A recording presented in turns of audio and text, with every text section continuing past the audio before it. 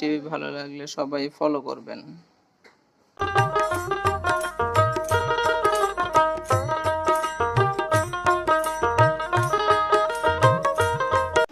বৃষ্টির দিনে কাঁচা বাজারের কি দাম সেটাই আজকে দেখানোর চেষ্টা করব এই ভিডিওতে, সাথেই থাকুন।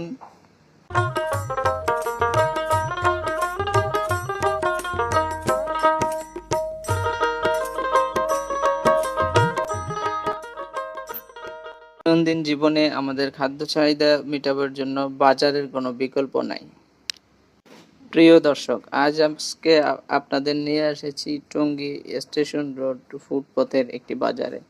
তো চলুন এখান থেকে ঘুরে দেখানো যাক আজকের বাজারের দরদাম।